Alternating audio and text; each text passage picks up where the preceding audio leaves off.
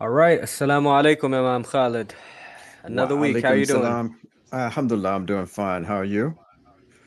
Alhamdulillah. Alhamdulillah. Can't complain. I think just like every week, let's just get right into it then, inshallah. Okay, let's jump right into it.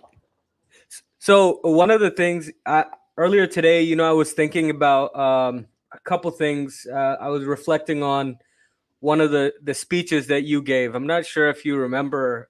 You've given a lot of speeches, but I Yeah. remember a few years ago you were down in Houston speaking at a convention, and we had uh, a film viewing. I'm not going to go into the film viewing, but Right. the Q&A that took place afterwards, and we Mm-hmm. watched the I think it's the Ava DuVernay Netflix documentary called 13th, 13.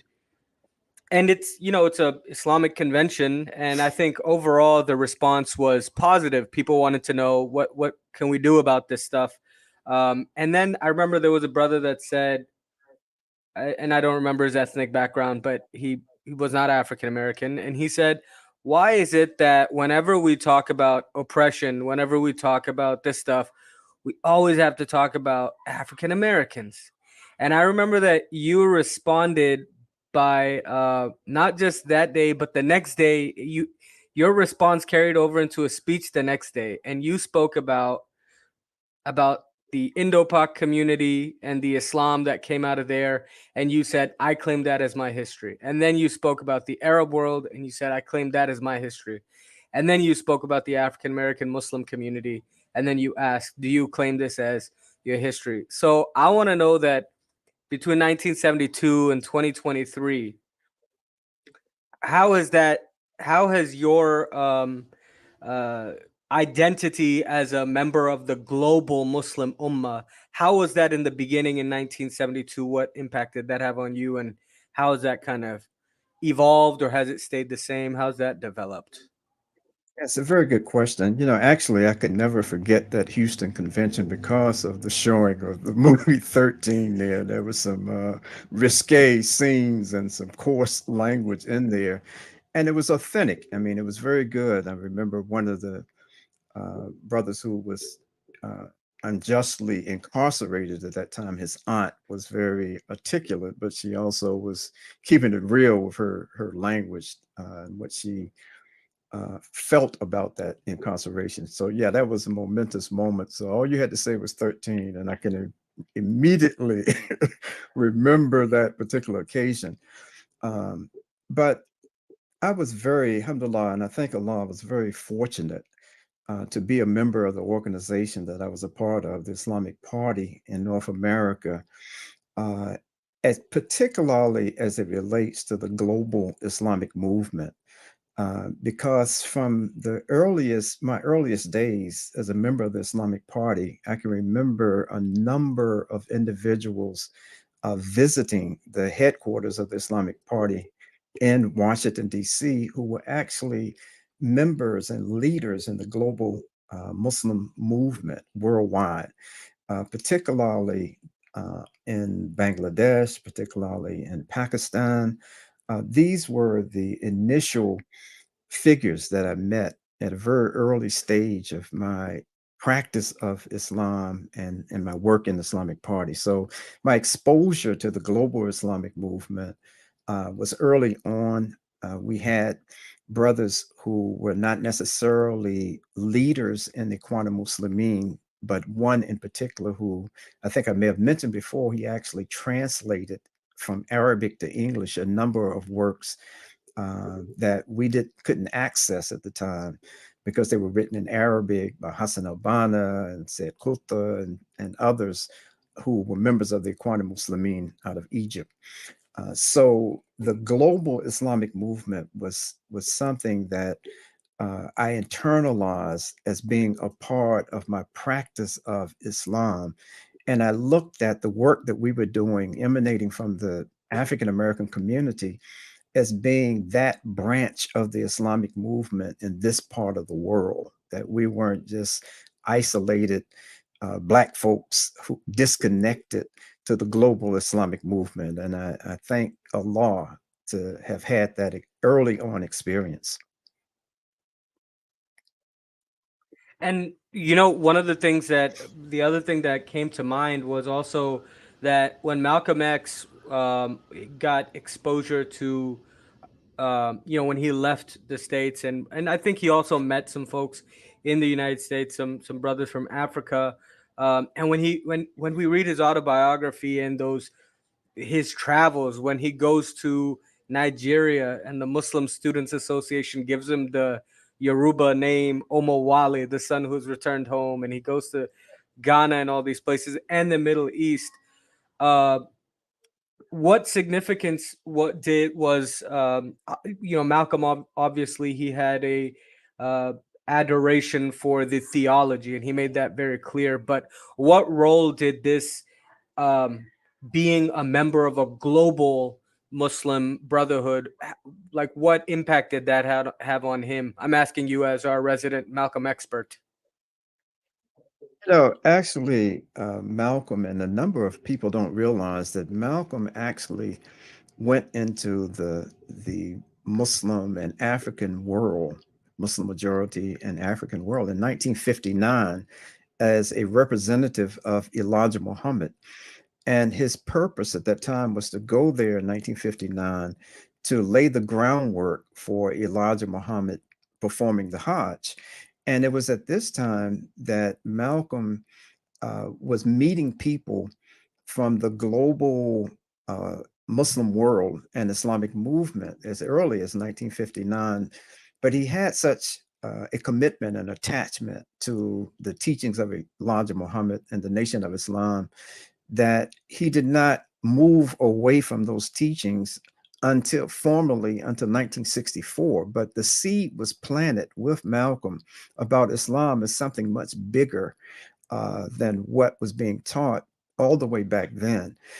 I can remember just within the last month, I was reading some narratives about Malcolm's 1959 trip and how, when he came back, he influenced Elijah Muhammad to start modifying and changing some of the teachings. It was after Malcolm made this trip and came back talking about how people were making salah and how they were doing it totally opposite of that, that Elijah Muhammad then had people teaching Arabic to members of the nation. They started praying in a different way. It wasn't quite the way that we pray today, but he modified this, just because of the influence of Malcolm coming back in this trip.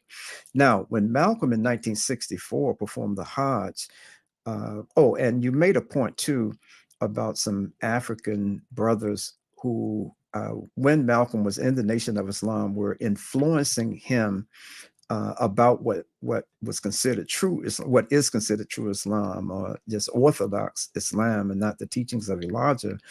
That Malcolm had a number of young Sudanese students, and a couple of them he befriended, had becomes friends with. They used to follow Malcolm around in New York, and whenever he would speak, they would be in the audience and they would stand up and challenge Malcolm.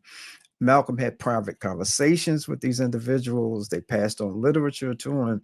So the seeds of Malcolm's transition from the teachings of the nation to where he ended up as who I consider a martyr and one of the first, if not the only, genuine martyr for Islam. Not the only, but he was the most pronounced martyr for Islam in this part of the world in modern times. And so Malcolm, the global body and ummah, and those in Islamic movement had a very direct impact and influence on Malcolm uh, very early on in his public career. Now, on your you've taken a few international trips, right?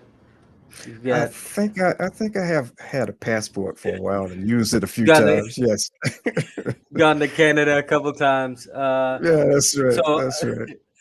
I'm going to share just like we always do. I'm gonna present something, and Hmm. you just tell us who this person is. Imagine, because I don't put names on here, I just put Okay. faces, and Okay. imagine that someone doesn't know who this person is. So you tell us who he is, if you Okay. ever met them, and you want to disclose that story, and maybe what you Sure. remember from that. But the only hint I'll give you is we've been talking about the global Muslim brotherhood, the global Muslim community. So Okay. I'll hold brace my breath. I yourself. just, yeah, I'll brace myself here. Oh man. Oh, Yeah. This oh, is one of my favorite brothers. Okay. there we go. Yeah, this is one of my favorite brothers. And if you allow, I just want to preference, because you may have more than one person. I just want to preference um, what I'm about to say about Sheikh Hassan al-Turabi, uh, the ideologue and scholar and leader of the Islamic movement in Sudan for so many years. And I'll get into some more specifics about that about him. He's a very beloved brother to me and very much of an influence on my development.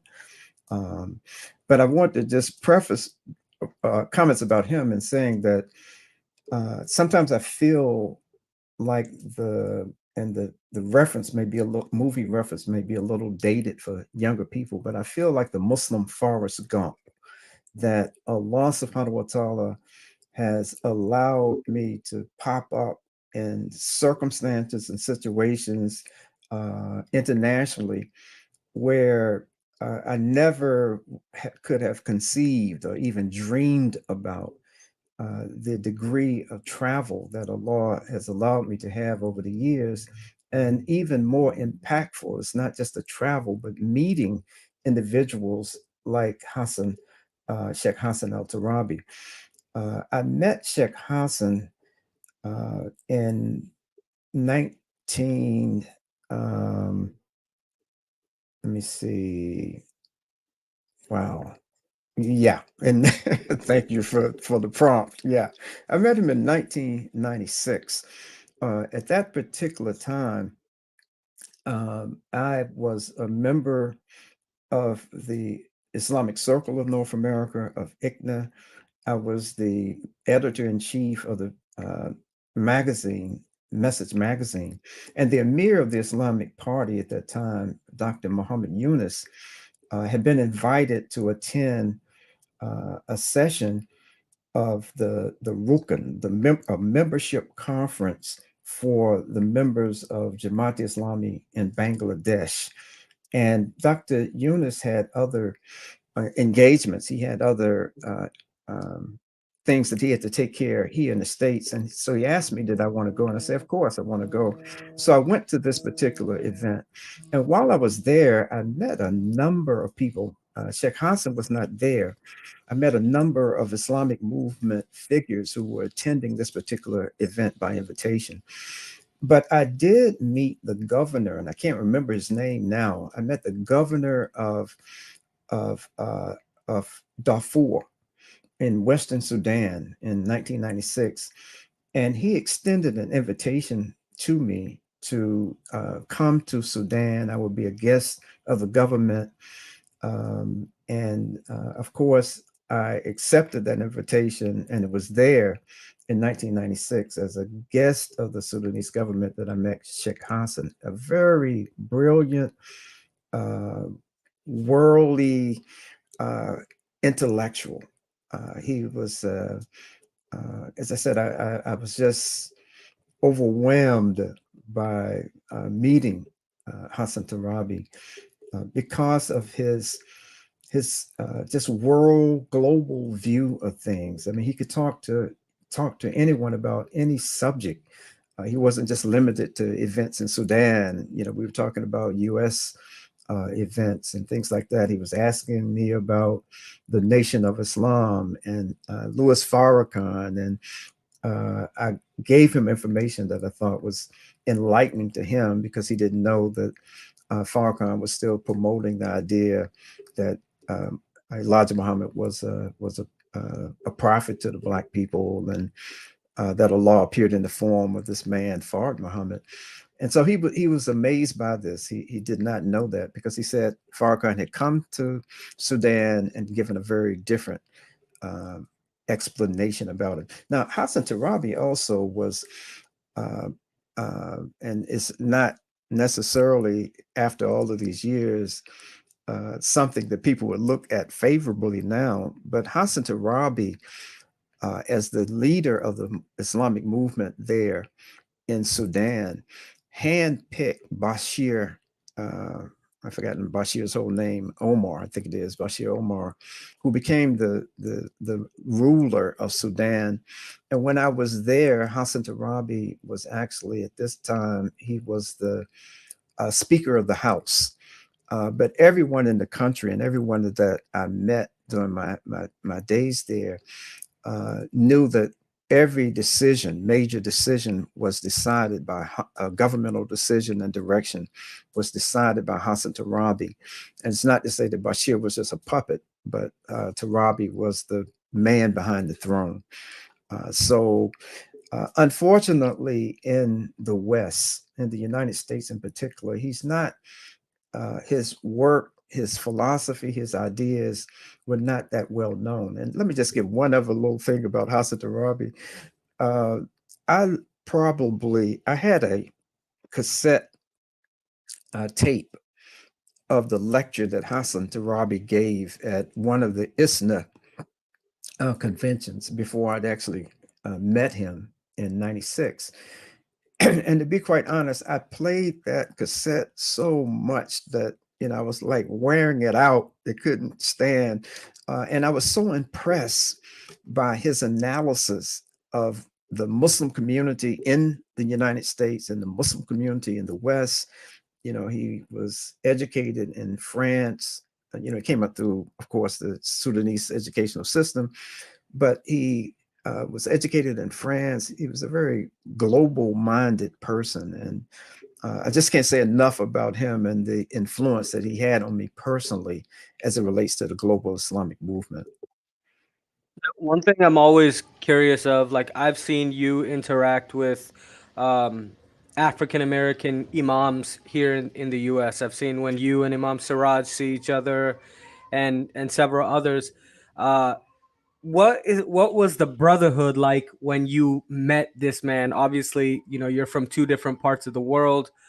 What was that embrace, that greeting like? Actually, it's amazing that there's a hadith where the Prophet Muhammad sallallahu alaihi wasallam was reported to have said that our souls, and he was describing how like-minded souls and like-minded folks would come together. He said like soldiers on a battlefield. And I found this to be true, that you meet people like Hassan Tarabi, you meet people like Imam Siraj, meet people like maybe some of the other global movement figures that I've met over the years. And that connection almost is instant. You can just feel something from each other, that, yeah, we're like minded and I like you and it seems like you like me, and these kinds of things. And this is the way it was with Hassan Tarabi. He had um, a wonderful sense of humor.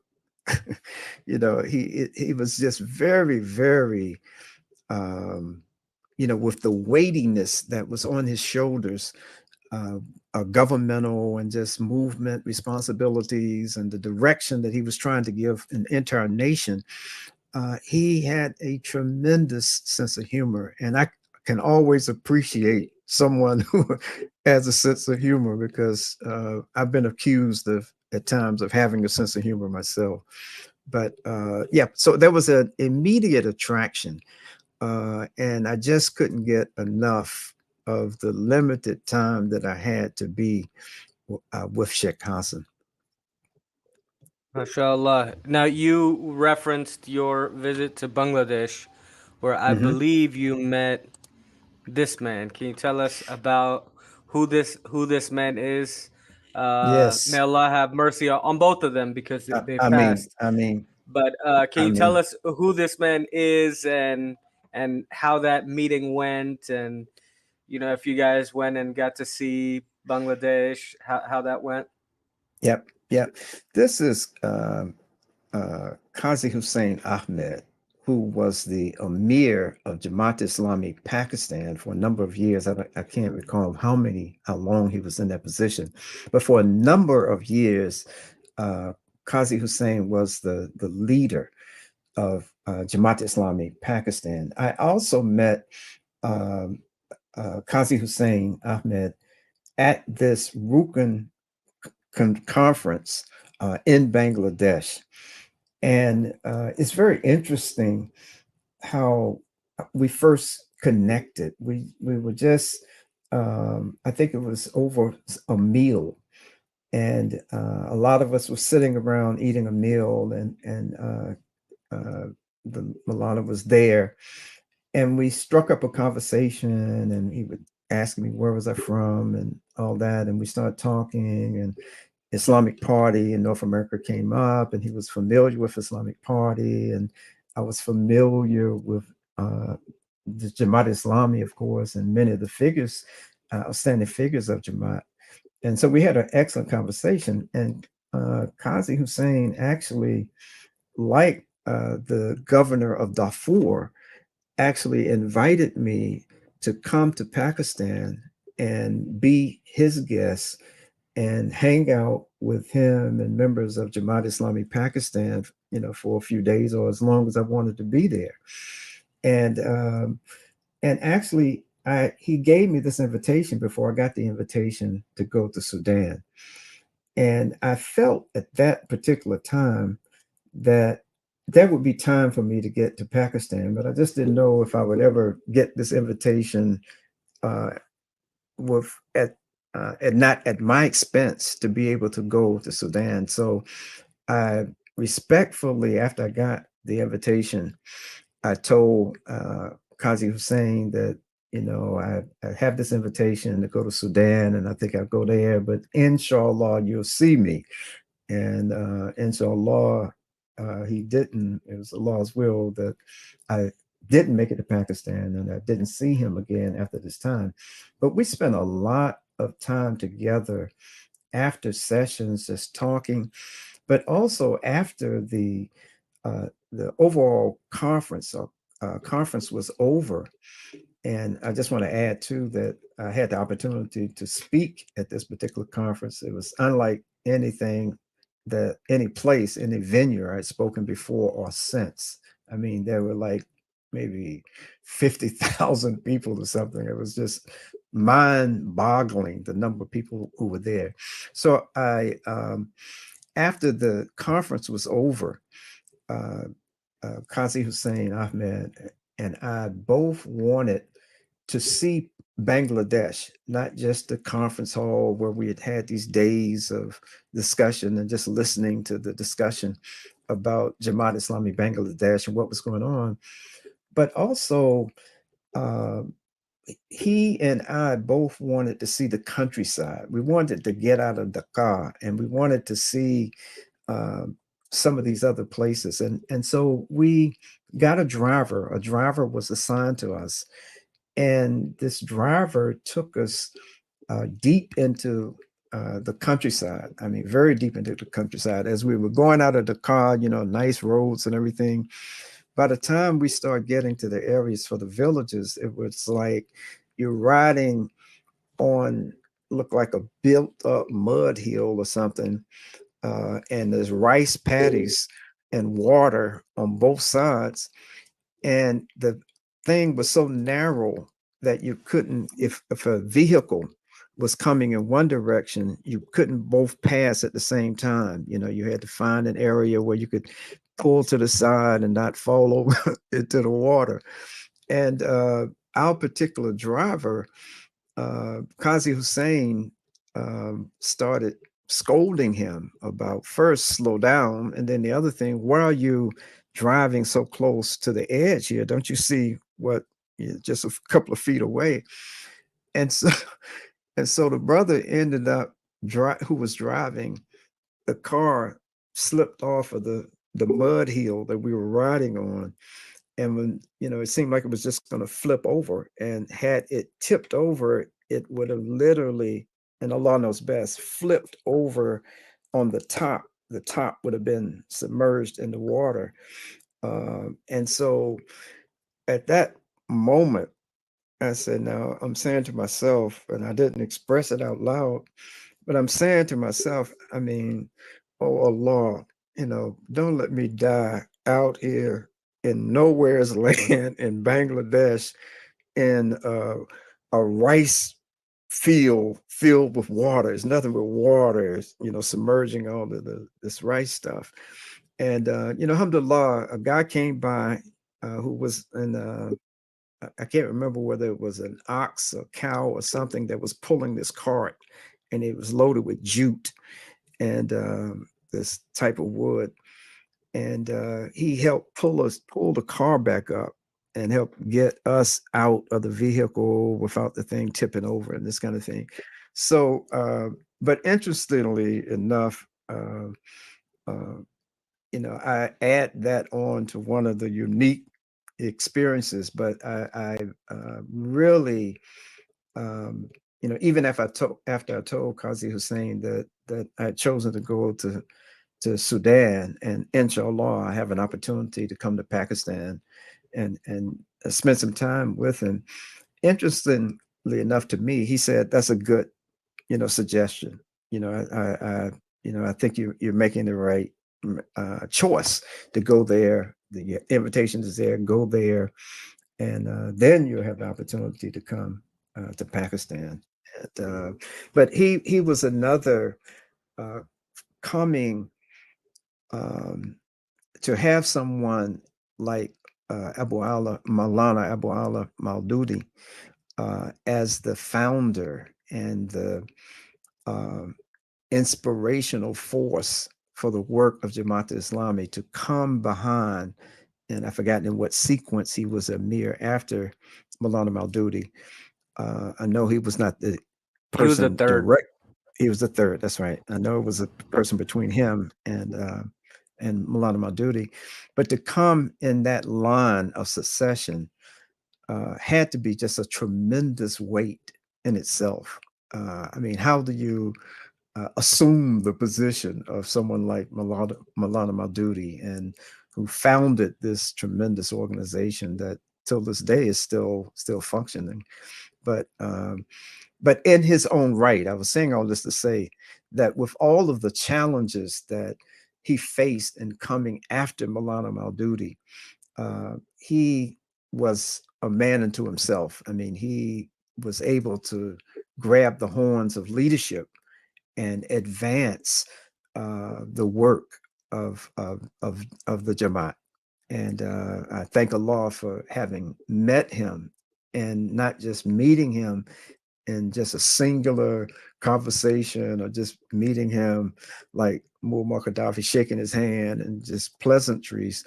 uh, I actually had the time to talk a lot about Islamic movement, and while we were about going out in these different villages, and it was funny.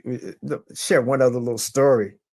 Um, with my time with him when we were traveling in the countryside, uh, at first we had the windows down, and as we got into approaching these villages, and we could see from the distance some of the conditions and how different it was in that particular village than it was in Dakar. Um, and we had the windows down.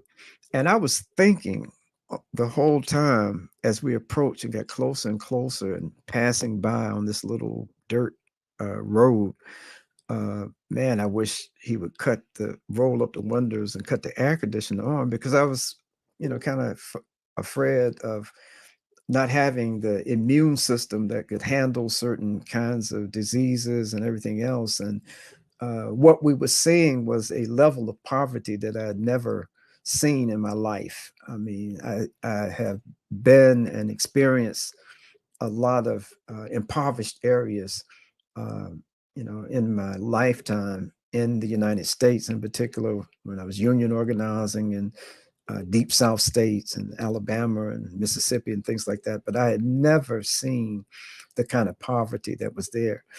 And I went all around the bar to get to that Kazi was saying, told the driver, man, roll up the windows and cut on the air condition. And I just felt so relieved that, I didn't want to seem like the American spoiled person and you can't handle what's your environment that you're in now. But I was so pleased when he said, roll up those windows, right? Put those windows up, cut on the air conditioning. And he actually mentioned that you don't know what kind of airborne stuff might be circulating in these particular areas. When I actually didn't know that. I mean, I knew you met him, but I didn't know that he invited you to Pakistan and that you had to choose between the two. But I was gonna say when you just said he said, "Yeah, come to Pakistan, hang out with members of Jamaat Islami," you're probably thinking, "Man, I do that all the time." Right, that's right, that's right, that's Come right, on, that's man, right. I do that Yeah, 3 times a year. yeah, that's right, man. That's right.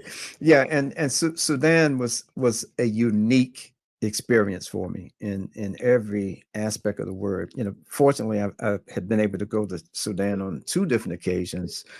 Um, and the second time I was there, when I went there, the first person I was asking about was Sheikh Hassan Tarabi. But at that particular time, Omar Bashir had him locked up, not like in house arrest, locked up like he had been for some years, but locked up in prison. And so we went to uh, Sheikh Hassan's house, and his son Sadiq was there. And talking to Sadiq and just listening to the venomous attitude that he had about Omar Bashir and the just the government at that time. And he was saying things to me at that time, not just to me, because it was more than just me there, but he was saying something to our small group that really hurt my heart, and to the point that I started welling up, tears welling up in my eyes, because what I understood him to be describing as the son of Hassan Tarabi and the responsibility that he had with the Islamic movement at that time, how I interpreted what he was saying, and he had very good English, but how I interpreted what he was saying was talking about assassinating, members of the government, and a lot of clandestine, what often would be described as terroristic acts. And to know what I knew about his father and the ideas and the thoughts, and having just private conversation with him, I know that this would not be what Sheikh Hassan would have wanted his son to engage in and for his son to do. And it really hurt my heart. It honestly did, because at this particular time, I had a rather good understanding about Islamic movement, and I couldn't get with what Sadiq was saying. And I'm sorry to go back to him. I know we were on the subcontinent. No, Yeah. no, no. That was. I mean, this is all valuable information. That I mean, how many people have those experiences? There was one more. I think you might have seen it. There was this one, and then okay, yeah, right here. Can you tell us? Well, we all obviously know who one of those people are. Hmm. Uh, have you met one of the people? One of these people, at least? Um, Are this is you? a Are young. Well, of course, I know who Malcolm is. This yeah. is a younger picture of. I don't know. You have to help me with that one. Well, I'll give you a hint. I think these two met in Geneva. Oh, okay, okay, okay. That's said Maybe Ramadan. maybe you could tell us about what's the Yeah, significance between these two. I'm not sure. Have you yeah. met? Did you meet Saeed Ramadan? No, no, no. I never met said Ramadan. And do you know what when he transitioned? I don't, not Yeah, off the. yeah. Uh, when I was in Geneva, going through Geneva, um, said Ramadan. Actually, I was in Switzerland uh, to go to the United Nations in Switzerland as a representative to this Human Rights Commission. I was traveling with um Musa Danfodio, who was a who is one of the attorneys for Imam Jamil Al Amin, and Musa had taken on it because his thing was international law, and he had taken it upon himself to internationalize the case of Imam Jamil. And so he had asked me, would I be interested in attending this Human Rights Commission in Geneva, Switzerland, with him to accompany him there? And alhamdulillah, I did. Now, after the this meeting with this Human Rights Commission for it was about a week or more, we went to one of the things, and this is, of course, in Geneva. But one of the things that I was most interested in doing was visiting the mosque in Geneva that Malcolm had visited and met uh, um, Said Ramadan, who, of course, had been in exile. He was a leader of Ikhwan Muslimin in Egypt, and he has kind of moved around a little bit in Europe, but now he was the director of the Islamic and maybe founder even of the Islamic Center in Geneva, Switzerland. And so, because of my, just love and infatuation with Malcolm and the work that Malcolm did, um, I wanted to go to this. It was just too close to turn down, to not have the opportunity to go there. And so, alhamdulillah, we were able to go. And it was interesting that when Musa and I approached the doorway it's a very small masjid. It still exists. It's the oldest Islamic center masjid, to my understanding, in Switzerland in modern times. And when we approached the door to enter, there's a bookstore directly next door.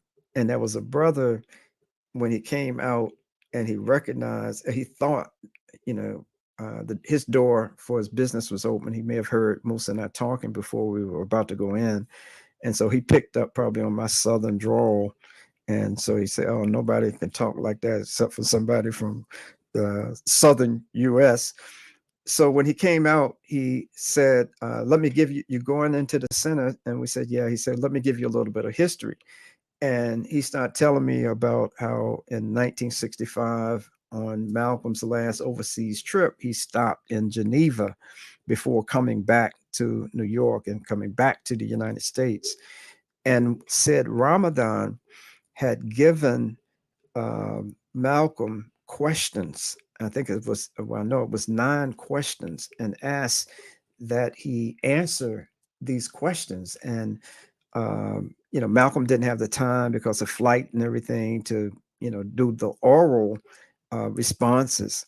So he was told by Said Ramadan, just take the questions with you and send these answers back to these questions. And Malcolm actually did this. As a matter of fact, Malcolm's wife, Dr. Betty Shabazz, may Allah have mercy on her, that Dr. Betty Shabazz had said, and this was publicly, she had responded that Malcolm, on the night before his assassination, when he was staying in a hotel to try to take some of the heat away from his house and his family, because the week before, of course, his house had been firebombed, and it was a grave threat. So he wanted to remove himself and also to just clear his mind and to be able to think a little bit.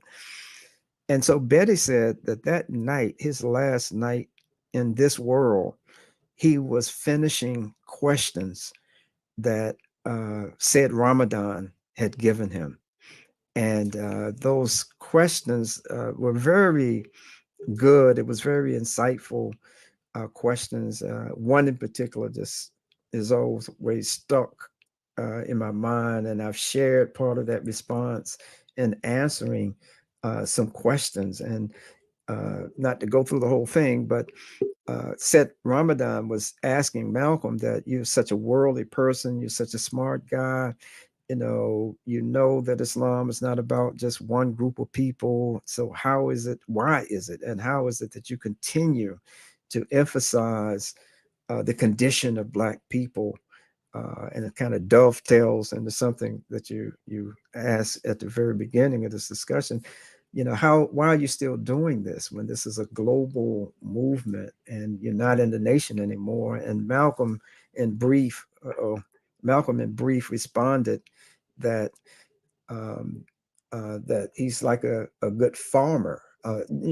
First he was talking about the conditions of African American people, but then he talked about how ripe uh, the soil to plant Islam amongst Black people, how ripe it was at that time. And he said, like any good farmer, if you have ground that is fertile, and then you have an area that is rocky, then you would do your planting in the fertile soil first.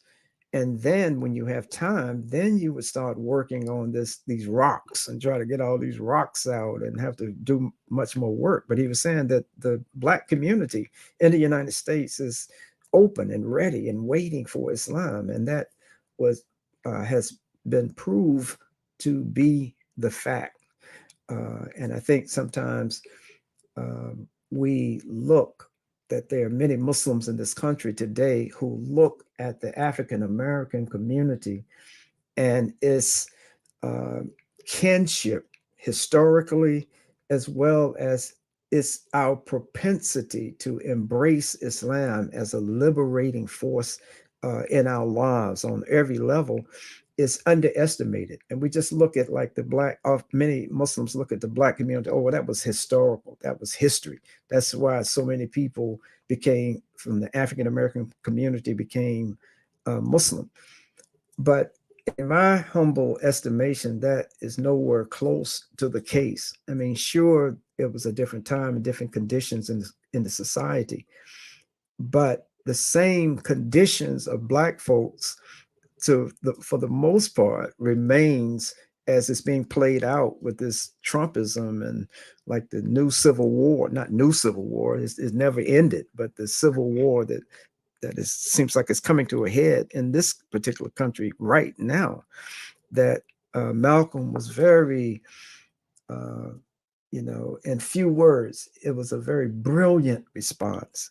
And I embrace that response and I share that um, in so many, when I feel that there's an opportunity to share it. Let's not overlook the African American community. Don't look at that as a historical, just a piece of the historical um, uh, gradation and development of Islam in this country. Like we say, okay, well, there were so many Muslims who were transported in the transatlantic trade of enslaved Africans, and it was a large percentage who were Muslim.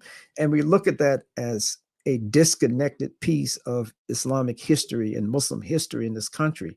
And I think that the period where Malcolm has been so impactful, even up to this day, and actually making such causing such an awakening of the American people and African American people, that the most visible expression of Islam, which was the Nation of Islam at that time, is not was not true Islam. That there's something else. There's a global movement and this kind of thing. And um, yeah, and I love Malcolm for his globalism and the courage and so many other reasons. But said Ramadan was a tremendous figure within the Ikhwan Muslimin himself. From what I understand, his exile was not that he just wanted to go vacation in Europe. he was in danger of being imprisoned and killed. And so, alhamdulillah, he left and did tremendous work in promoting Islam across Europe, and in particular there in Switzerland. Yeah, and I believe he was one of the uh, with the advent of National Socialism and Marxism. I think he was one of the strong voices coming from the Muslim community, from academia, in responding to Marxism. But Yeah. that man, Malcolm was legendary with those farm analogies. Yeah. Oh yeah, man. Yeah. Yeah. Got him in big trouble with Elijah talking about chickens coming home to roost, and after Yeah, the he. Kennedy assassination. Yeah. I think he even said, as a young farm boy myself. So I Right. was thinking, I was like, Exactly. man, you can take the Exactly. farm boy out of Omaha. Right, right, right. And he wasn't exaggerating with that farm experience. His Yeah. father, Malcolm's father, believed in owning property and land and feeding yourself and this kind of thing. So, yeah, I'm sure he And it's a wasn't the very most. No, I go was ahead. gonna say it's I was gonna say it's a very global analogy, right? I mean, anybody in the world will understand a farm analogy, right? Yeah, yeah, absolutely, absolutely. No, it's no barriers to understanding that about farming and tilling the soil and turning the soil and this kind of thing. But I actually did not know that you were not part of that meeting either. That's another. We got to get brother Mustafa on this podcast. It seemed like you were out doing union organizing, and he was having all the fun in DC, Right, right, entertaining right. all the international guests.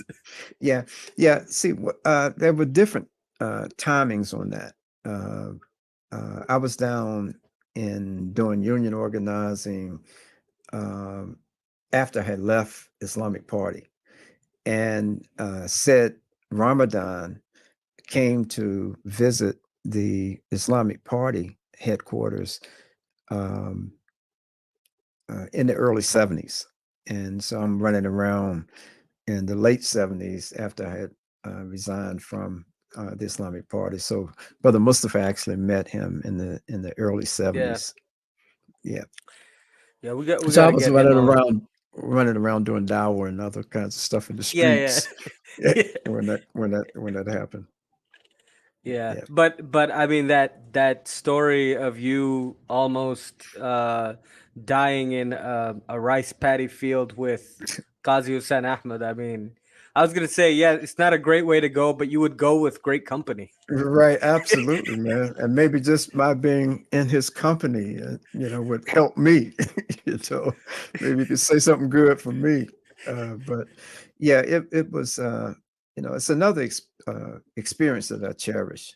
And and again, like Forrest Gump popping up in places that he would normally not be expected to pop up in the movie Forrest Gump. I feel that Allah allowed me to be the Muslim Forrest Gump, popping up in these uh, situations and places that coming from out of the twin city of Winston-Salem, North Carolina. I never would have thought or imagined that some of these experiences I would have later on in life. So I'm curious to ask, like I'm sure, or I'm curious to know about your conversations, and you can pick any of these, any of the people that we've talked about today. Now, Mhm. I'm sure when you meet Imam Hassan Tarabi or when you meet Qazi Hussain Ahmed, I'm sure you have questions for them. What questions did they have for you? Like what part of your unique perspective were they interested in, and did they benefit from? Yeah, I think with Sheikh Hassan Tarabi, he was very interested in the state of Islam in the United States. And he wanted to get my analysis of how were things going Islamically. And he was asking some specific kinds of things about the growth of Islam and what was going on. And one of the things that I remember his talking about was the necessity for there to be collective work and not just isolated work with the diverse Muslim populations that resided in the United States.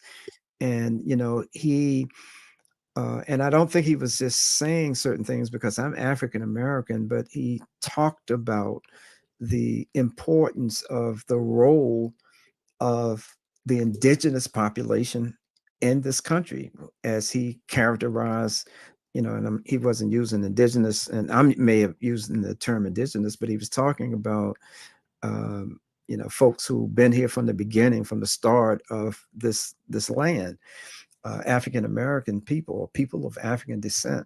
And so he was talking to me about how important that role is, the role that we have to play in the development of Islam in this country, but also how it is so important that we not balkanize ourselves in communities to the point that the Pakistani or the Arab and the African Americans and everybody is within their pockets, their sphere of work and operation, and we're not working together and interacting with one another. He thought that the diversity of the Muslim community here gave the Islamic movement and Islam, the development of Islam in this country, a unique opportunity and a unique challenge that many of the Muslim majority countries didn't have. Nobody on earth has a diverse Muslim population as the United States, and he recognized that. As I said, if he were anything, he was a very astute observer of social conditions and dynamics. Whatever we were talking about, he was going deep in his analysis about things, and it wasn't just superficial, surface kinds of things. With Qazi Hussein, he was, if I remember, he was interested in the state of Islam in the country as well, but the specificity about African American Muslims and the role of African American Muslims, I don't recall his asking maybe more than just one question, like about how many African American Muslims do you think are in the United States today? And of course, I wasn't, in a position, I didn't know, how many, and I had to tell him that, but I, did tell him that it was still, for the most part, in 1996, a viable part of the landscape, particularly in the African American community at that particular time. Allah. I think that's a lot of good stuff. I guess we can go ahead and wrap up and continue this discussion next week, inshallah. So Inshallah, sounds great. with that, we can go ahead and conclude. Jazakumullah khair. Assalamu Wa alaikum. yakum wa alaikum salam wa rahmatullah.